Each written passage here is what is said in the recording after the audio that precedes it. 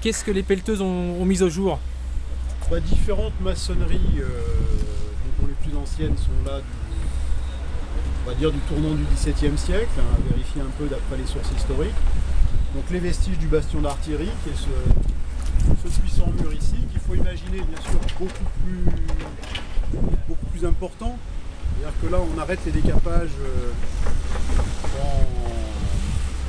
au fond du projet d'aménagement qui va venir ici, donc du cinéma. Il faut imaginer que ces vestiges continuent sur plusieurs mètres de profondeur. Donc là on n'a vraiment que le sommet des murailles.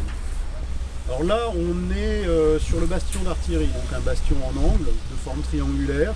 Et plus précisément, on est à une de ces jonctions avec la muraille urbaine, dans ce qu'on appelle généralement un orillon. Donc une partie semi-circulaire qui est conservée en partie ici.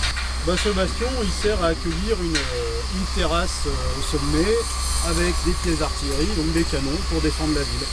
Et également, bien sûr, pour résister aux canons de l'attaquant.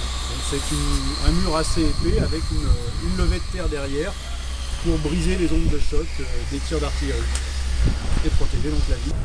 Fosse circulaire sous mes pieds, qui elle a livré du mobilier datant des environs du XIIe siècle.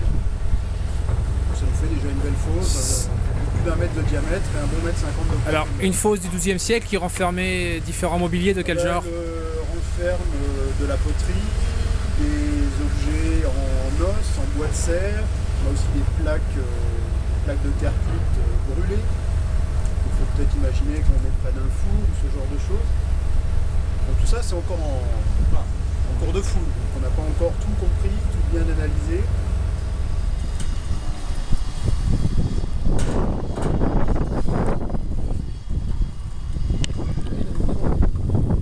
Alors ça c'est un exemple de ce que vous avez trouvé dans la fosse? Voilà, ça c'est un type d'objet bien particulier, c'est-à-dire ce sont des plaques d'os travaillées, donc décorées comme celle-ci, donc ce qu'on appelle de la tabletterie. Et ce sont des éléments de décor qui peuvent se retrouver sur différents objets.